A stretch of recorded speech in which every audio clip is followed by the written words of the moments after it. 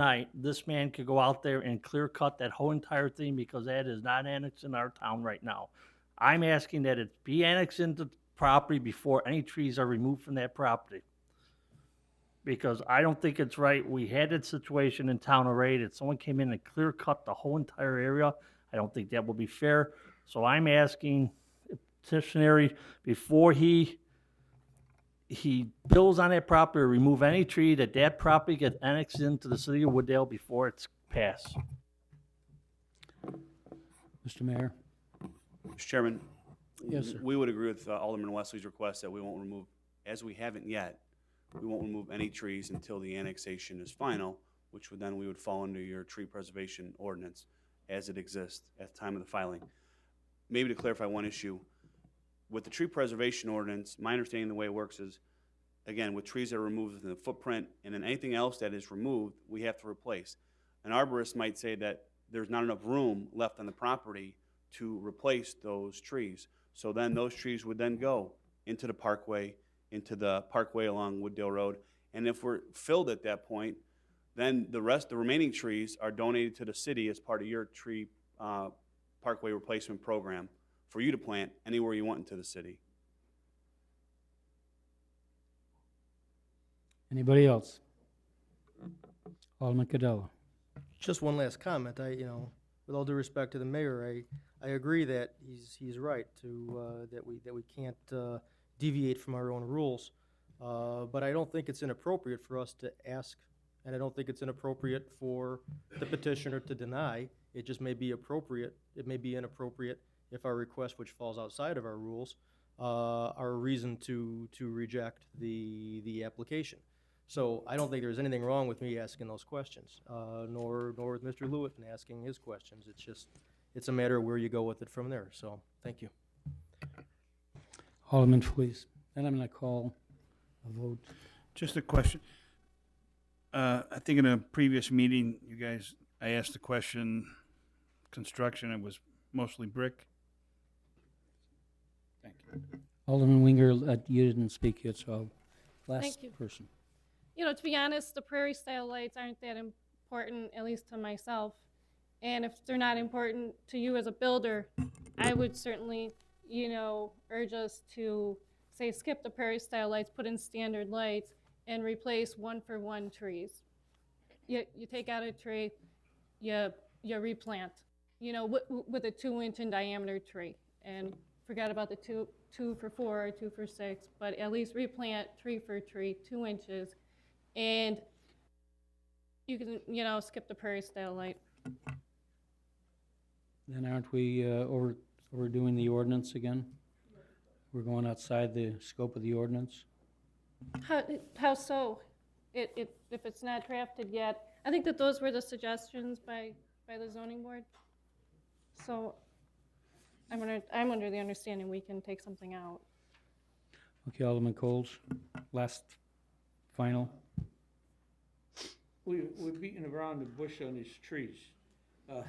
We've already agreed that we have a tree ordinance, that he is supposed to 2-to-1. That's already been set. We also want the new projects that are coming in, like Arbor Woods. We asked them for prairie lights. Right. Now, prairie lights are gonna go along Wooddale Road and probably continue all the way down to the city limits and up north to the city limit. And so I think prairie lights, if he's willing to do them, why don't he put them in? I don't see why we should take them out. I mean, the man's gone along with us. He's done everything to change over for this thing as R1, and now we're debating about trees. I mean, I love trees. I had to cut down 11 on my lot. I hated that. But I only got 1 oak tree left. And as far as I'm concerned, if he's willing to replace them, and he has no more room on his parkways or wherever he's gonna put them, and he donates them to the city should be glad to You wanna take make them it? to plant them someplace else. That's my opinion. Okay, I'm going to make a Mr. motion Chairman, then. can I respond to Alderman Winger since it was a request and Oh, I sure, want, sure. and again, I don't get upset, nor does my client about the request. Unfortunately, Alderman Winger, the request of substituting the lights for the trees are not substituting same dollars. So if they were same dollars, it'd be an easy answer. But so we prefer just to go with our original request of the Prairie Star lighting for the lights and follow the tree preservation ordinance. So I'm making the motion to approve a 9-lot subdivision for the construction and use of 9 single-family detached homes under the R1 single-family zoning district at 5 North 101 to 5 North 125 Wooddale Road, and it will comply with all R1 zoning district standards. And the recapture agreement. Is that sufficient, Mr. Mayor? Do I have a second? Oh, and the Prairie Second, Style Lights. I'll second it. Mr. Wesley. And I just wanted to make an motion that no trees are removed until that property is annexed into the city of Wooddale. That needs to be in a motion too. I think the attorney said that that will not happen. No trees will be removed. But we can make that part of the motion. I want that part of the motions for the minutes. Is that okay? That is by agreement. Okay, and that no trees will be removed until annexation. Sufficient? Intentionally removed maybe as a formality, so That'd if there's a, Is the pretty second nasty agree? out there Okay. tonight. Would you call roll on that, please? Alderman Wesley, Yes, Alderman Police, Yes. Alderman Luaton, Yes. Alderman Shockey, Yes. Alderman Cadella, Yes. Alderman Winger, Yes. Alderman Coles, Yes. Alderman Knipe. Yes. And I'd like to thank the builder, Mr. Klein, and the attorney for bringing us a subdivision that looks very nice and I think will be a benefit to Wooddale. Thank you. Thank you, Mr. Chairman. That motion passes, by the way. Okay, then we're going back up to number 4, case number 08SU3, special use Gun World at 660 Pond Avenue. The petitioner and contract purchaser requests a special use permit to allow for the operation of a gun retailer, gunsmith, and indoor gun range. The subject site is located in the M2 zoning district. Mr. Clicker, can you tell us what the zoning board did with this one? What did they recommend? At the zoning board hearing, the vote was a split vote. It was 3-3. There were 6 members present, so to go forward with a affirmative recommendation, they need a vote of 4 affirmatives. So with the 3 affirmatives, it goes forward with a recommendation for essentially no recommendation, but it is in essence a recommendation for denial. No, I thought if there were just 3 votes for, that it was a no recommendation. So, but at the same time, at the committee level, we do not need a supermajority. We need a simple majority. At the full council level, we'll need the supermajority if it's needed. Okay. Okay. Do I have any questions up here from the aldermen or comments? We have a lot of people out here. Can I ask you a question? For those who wish to speak tonight, would you raise your hand? I need to see a number. 1, 2, 3, 4, 5, 6, 7, 8, 9. So we have 9 people, and I'd like to finish this in a half hour, so 30 minutes divided by 3. Oh, 10th, okay. So we have 10 people that we'd like to do it in a half hour rather than dragging on with long presentations. So I'm going to use our limit that we do have and limit each person to 3 minutes. So who would ever like to start, if you will go up to the podium and state your name and address and give us your opinion. Mr. Chairman, The petitioner should go first, I'm sorry. again, for the record, Marshall Subak, S-U-B-A-C-H. I'm the attorney on behalf of the petitioner. Mr. Chairman, I understand the 3-minute rule. My understanding was that was for comments, but not including our presentation and the presentment of our evidence to support the special use permit. As petitioner, we'll allow you 5 minutes. How's that? I'm going to move as fast as I can, Mr. Chairman. but it won't be 5 minutes either, but we'll move quickly. Again, I represent the petitioners, Barry and Jerome Soskin, who are the contract purchasers for 660 Pond Drive in Wooddale. The petitioners are seeking a special use permit to operate a retail gun store, gun range, and gunsmith at the subject property. My clients operated their family business for over 30 years in the village of Bensonville, but unfortunately were purchased as part of the O'Hare expansion program. While in Bensonville, my client's business was located at Irving Park Road near York. This is a family-owned business that follows the law when it comes to gun sales and operation of the gun range. The issue tonight is not about gun control or a person's right to own a gun. These rights are protected by the United States Constitution and state laws. I understand that the gun issue is a very controversial issue, and the people from both sides are very passionate. Those are issues for the state representatives in Springfield and Washington. The issue tonight is about zoning and land use. Tonight, I'm going to ask you to put aside your feelings about guns and gun control and decide this petition on the facts presented with respect to the special use and the 7 standards as provided by municipal code. My clients and I are here tonight to educate and hopefully ease some of the concerns of each of you and the residents. As far as the zoning, I did want to spend a little time on zoning and where this business could potentially be located in Wooddale. As you know, the unique thing about zoning is that under zoning laws, a municipality is not able to ban any kind of lawful use, but they can regulate where that use goes. The classic example is the adult bookstore. There's not an elected official across the state of Illinois that would say they don't want to ban every adult bookstore, but unfortunately the law does not allow them to do that, so towns have to regulate where those adult bookstores can go. Retail gun sales are not defined in the Wooddale zoning code. What most closely matches is sporting goods sales, which falls within the B1 zoning district as a permitted use. When it falls within the B1 zoning district, it also is allowed in the B2 district as a permitted use. When something is a permitted use, it means that there is no public hearing and no council approval needed. As you may or may not know, Wooddale currently does have a retail gun store located in Georgetown Square called the Thin Blue Line. Personally, as a resident for 35 years, I did not know that this gun store was there. Because Georgetown is a B2 zoning district, there was never a special use hearing as we're having tonight for the store to require its opening, and there's no council approval needed. I understand that Thin Blue Line is a business that only sells to police officers, but that's a self-imposed restriction that the owner of that business does. If that business changes hands or the person changes their operation, there is no restriction from the city of Wooddale or state law from selling retail sales.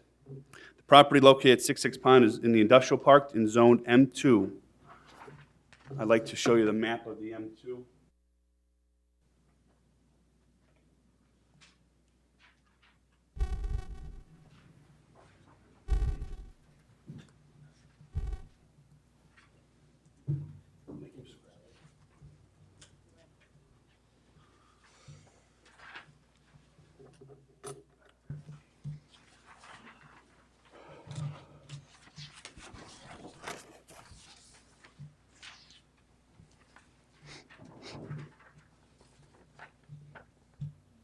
Thank you, Mr. Clicker. The dotted area is your M2 zoning. That's where the subject property is located. The M2 zoning is permits for adult uses, which are defined by code. When I talked earlier about certain adult uses and how the city and municipalities want to limit where they are, this is a classic example of how that was done. The adult uses are defined as your adult bookstores, adult mini motion picture theaters, massage parlors, etc. The M2 district also allows for all the M1 uses, which includes amusement arcades, blacksmith shop, police station, and precision instruments. As a council, when you review the permitted uses in the different areas from the B1 to B2, I think the proposed location within the industrial park is a reasonable place to have this use. The gunsmith operation is similar to a blacksmith, which is a permitted use in the M3 district. The gun range is similar to amusement arcade, which is also allowed in the M3 district. Finally, the code allows, and actually City Council has encouraged, for retail sales within their industrial park. As far as a description of the property is 43,000 square feet. The building is about 19,500 square feet. It's a one-story. It's constructed of brick. The building is currently vacant. I have a picture of the existing building.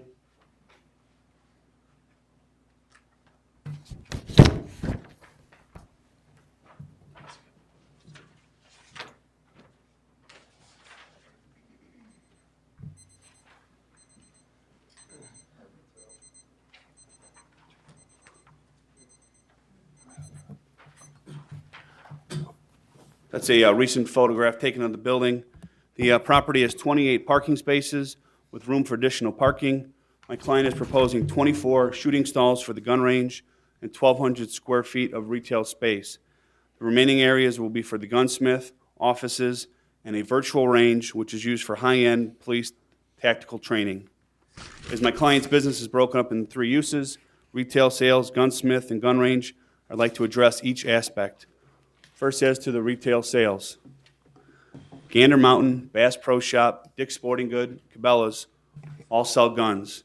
My guess is if I was standing with you tonight with one of those as my clients, there would not even be a discussion about the gun sales. In fact, we would probably be negotiating some type of real sales tax rebate to bring one of those big boxes in. My client has been a family business and a lawful seller of guns for over 30 years with no problems. My client is regulated by the state of Illinois and the Federal Bureau of Alcohol, Tobacco, and Firearms, or the ATF, which is now under Homeland Security. At the zoning hearing, one of the members did a search on the internet to see if there had been any complaints about this operation, and the zoning member did find one complaint. It was a complaint from a resident from the state of Wisconsin that had drove 4 or 5 hours down to purchase a gun, and he was denied because he didn't have an Illinois FOID card, and he was sent back, so he decided to badmouth the business on the internet. My client's inventory consists of high-end product that is mostly sold to sportsmen. This is not going to be a hangout for kids or gang members. Besides sportsmen, my client services municipal police departments. I will submit my client's list of over 50 municipalities that my client has represented in the past.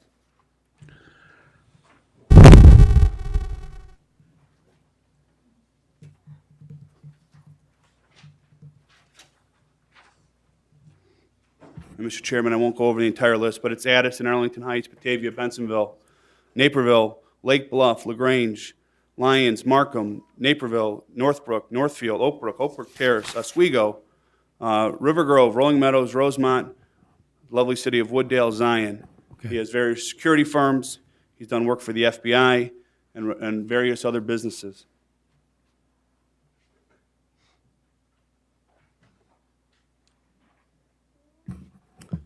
There's typically a police department or security firm on the premises just about every other day. My client on annual has about $750,000 in annual retail sales tax, in which the city will gain its portion. In addition, my client is open to a use tax or some type of entertainment tax on the gun range users to generate additional sales tax for the city. All traffic will be from Middle Drive through the industrial park. There's no direct access from Wooddale Road, and there'll be no signage for the business visible from Wooddale Road. I certainly have heard, and I'm sure the council has, with the concerns about the distance from the school. First of all, my client does not sell to anybody who's under 21, and all purchasers must have a FOID card. Second, there is no federal law, state law, or city ordinances that prohibit gun sales from this location.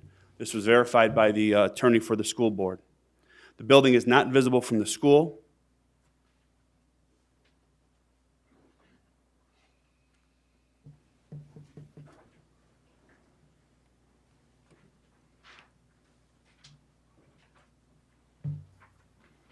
I'm passing out, and thank you, Ross, putting up a photograph taken from the school driveway showing that this is actually, this is behind this building. This is the household retail building. There's another household retail building, and then the Pond Drive is behind that. If you were to drive from door to door through the roads, it's about 4/10 of a mile from the front door of this building to the junior high, which is about 2,112 feet or 7 football fields. If you cut through household retail and cut across the buildings, it's about 1,000 feet. Again, my client does not allow people who are under 21 with a FOID card to use the range unless that person is with their parent or legal guardian. This will not be a hangout for junior high students.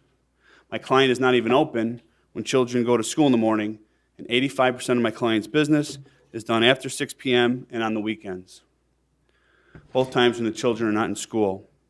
The building will have 6 to 8 security cameras and will have iron bars in all the windows and is fully alarmed. My client never had a security problem with the business when it was located on Irving Park Road, which generates much more traffic than Pond Drive. The guns are all stored in locked cases, the ones that are on display, and all those cases are alarmed. The other gun inventory is kept in a steel safe, which is also alarmed. The ammunition is stored in a separately safe that's locked. State law regulates the transportation of guns, which requires guns to be unloaded, cased, not reachable by the driver, and the ammunition must be kept in a separate case.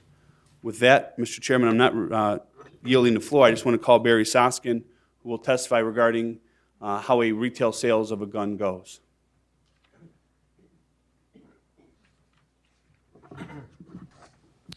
Thank you. For those of you that are unaware, to purchase a firearm in the state of Illinois, you need to have a firearms owner identification card. That's a process, it's a form that's sent to the Illinois State Police where they do an FBI background check on you and send you back a card. Card takes about 30 days to get. When you take that card into a store along with your gun, along with your driver's license or state ID, you then negotiate to purchase a firearm. There is then a waiting period where the retailer, where we then get an approval number from the Illinois State Police, which does a second background check on you at that time. As far as using our range, it was said that the state law allows you to fire a gun at 18. In our operation, it's 21 unless you're accompanied by a parent. And every parent, everybody over 21 that's firing has to have one of these firearms owner identification cards. Thank you. I was handed, and I can pass down the application for a FOID card.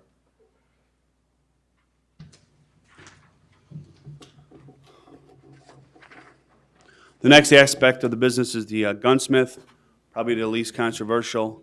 This is the process of cleaning guns, repairing guns, and reloading ammunition.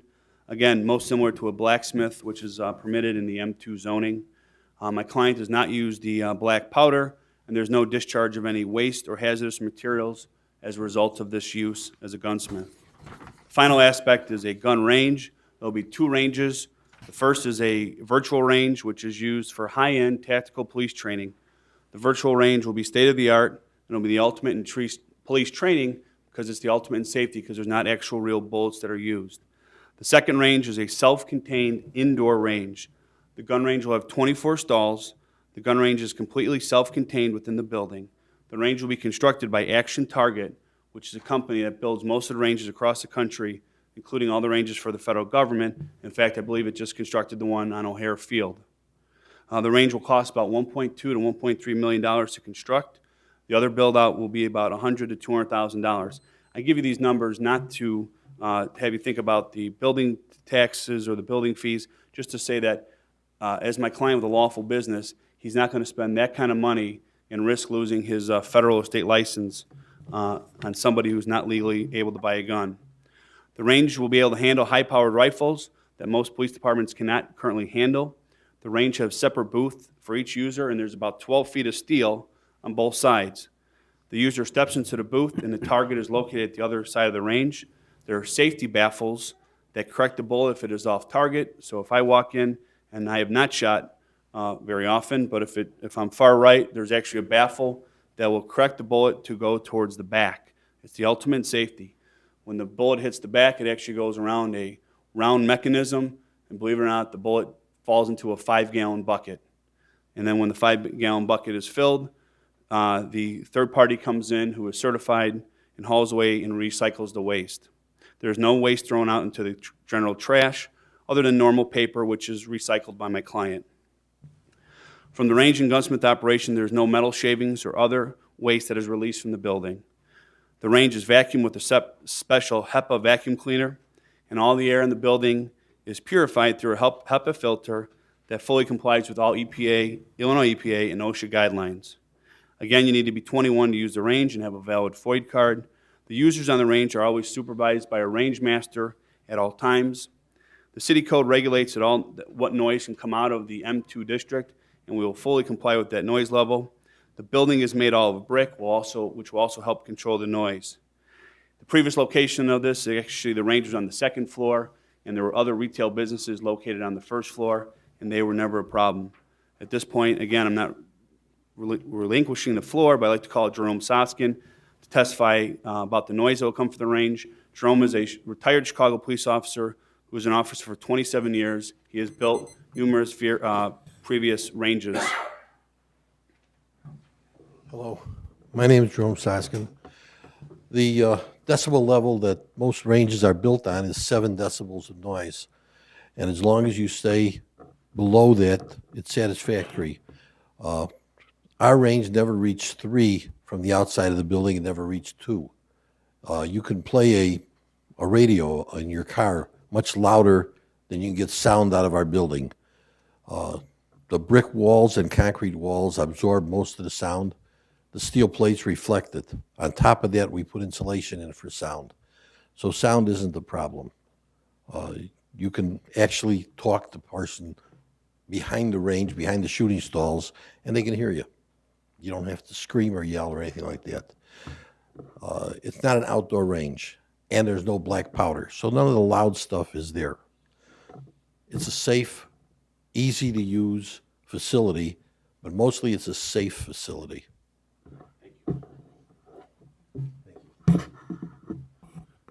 Next, I'm going to call Bill Pugh, who's one of the range masters. Everybody on the range is supervised by a range master, and he is going to briefly, Mr. Pugh, go over his duty as a range master. Good evening. As a range master, basically it is the task is to oversee the whole operation of the range to make sure that everything is conducted safely.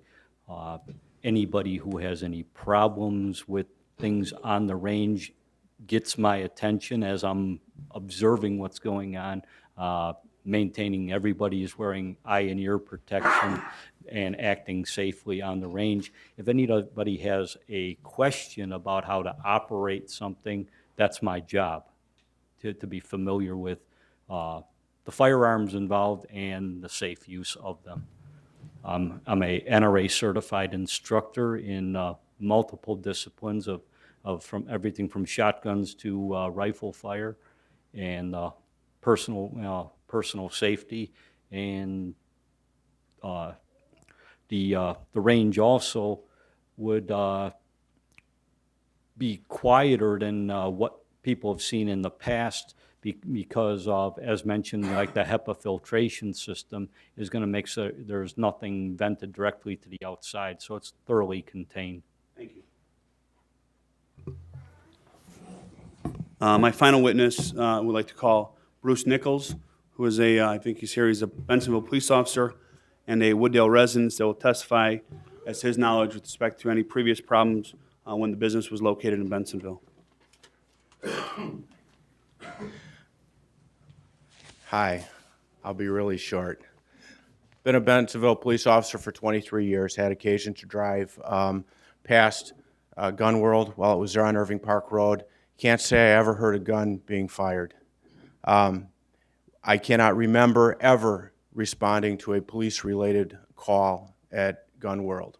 Been to a lot at hot dog stands and other places like that, but have never been to one at Gun World. We've never had a problem. The clientele that have always been there, I've had contact with them as we patrol through, have always found them to be very average people that you have living in your own town. You know, we own guns, and there's a lot of people that own guns, and they just want a place to use them recreationally. And this would be a great place to have it. One moment.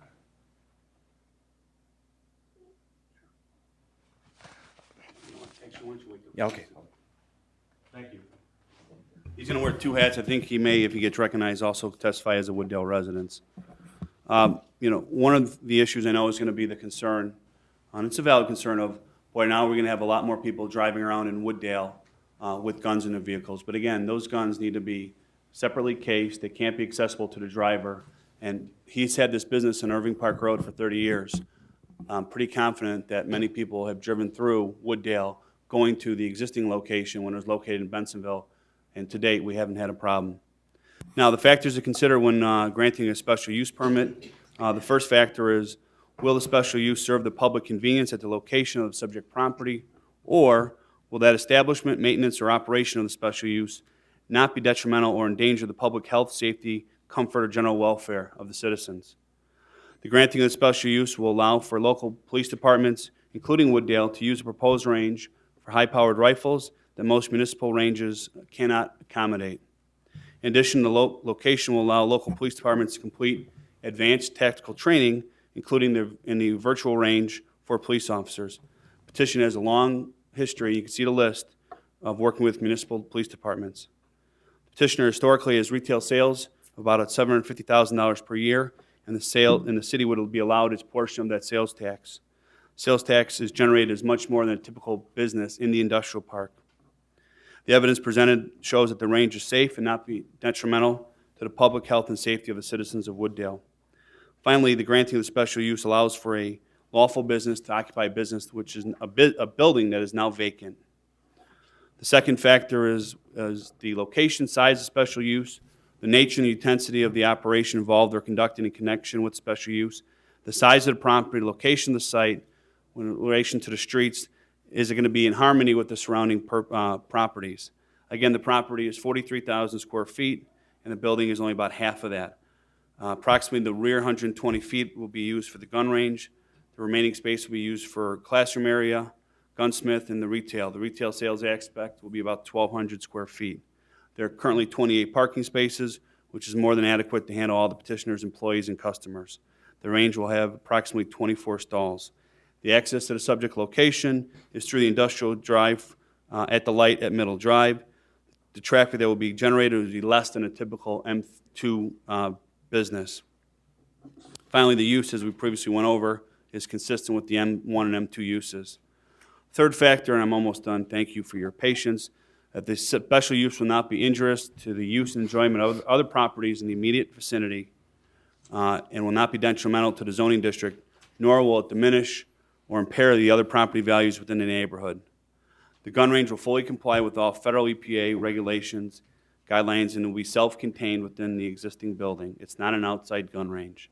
There'll be no discharge of waste into the sewer system, water supply, or air from the proposed use. The petitioner is purchasing a prefabricated range that is entirely enclosed within the existing building, and the building is constructed of brick. The gun range will be soundproof, so no noise will be heard outside. That is, it will be muffled, any noise, and it will be less than any other M2 uses. Fourth factor is nature, location, size of the building involved will not impede, hinder, or discourage the development of the use of the adjacent properties in accordance with the zoning districts. I don't think the granting of the special use will impede or hinder any rezoning. Most of that area is already developed with industrial buildings as well as the household retail site. I know there's some concern if household retail leaves, will this hinder redevelopment of that subject property? I do recall, as I was a former employee, household has left in the past of that location, has returned. I'm not even sure if household actually owns the property that it leases out. Based upon the age and the quality of the household buildings, I don't think it's likely that a redevelopment will involve tearing down those buildings. And any typical further or new user of that is going to be an office-type user. Finally, I'm sure there's some concern if the city develops the pond in the area for recreational activity. This has been discussed for some time. Currently, there are no funding sources that I'm aware. I know the Stormwater Maintenance Commission has lobbied hard to the Forest Preserve District, and I don't think any dollars have been allocated yet. In addition, quite honestly, when we used to discuss the development of that area, I don't think I was aware or any council members were aware that that was actually the M2 and the adult uses. And so the council may want to think twice before they develop that area as a park or the water recreation, knowing that it is an adult use around there, even if Gun World's not located there. The fifth factor is whether or not there's adequate utilities, access road, drainage, and other necessary facilities. Again, there are adequate facilities, the access road and drainage to support the site. All traffic will come through the industrial park, and there's no increased strain on public utilities from any other typical M2 use. In fact, the strain will be less. 6 is the parking requirement. We meet the parking requirement. Staff has calculated, based upon our square footage, that the 28 spaces will be in conformity with the code. In fact, there is additional space. There's a survey up there, but there's space for additional spaces if necessary. The entrance of the building is off of Pond Drive, and again, the proposed use will have less traffic and less truck traffic than a typical manufacturing use. The seventh and final factor is whether or not the special use shall, in all other respects, conform to the regulations in the zoning district which is located and except be as modified. We're not looking for any modifications of the zoning district. The zoning board did make a finding that this is a proper, and that was unanimous, that this is a proper special use. The only issue is whether or not we meet the factors to support, that we've submitted facts to support those factors. My client will fully comply with all EPA regulations, OSHA regulations, and fully comply with the sign code. There will be no signage that will be visible from Wooddale Road. Again, in summary, tonight is about zoning. I respectfully request you make your decision based upon the evidence presented as to those 7 factors. I thank you for your time and consideration and would be happy to answer any questions. And thank you, Mr. Chairman. I think the bell went off 4 or 5 times. Any questions will be available. Thank you. Thank you. Do we have Alderman Knipe? Yeah, what are your hours of operation going to be?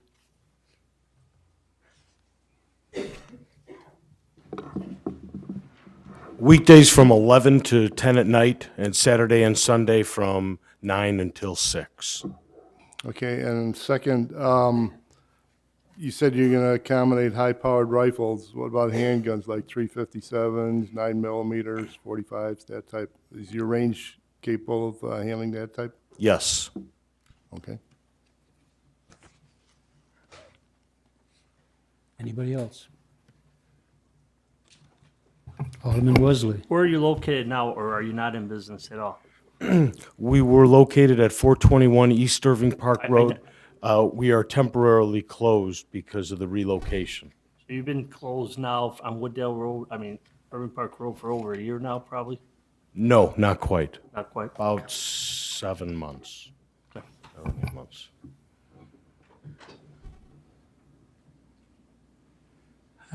Alderman Lewitton.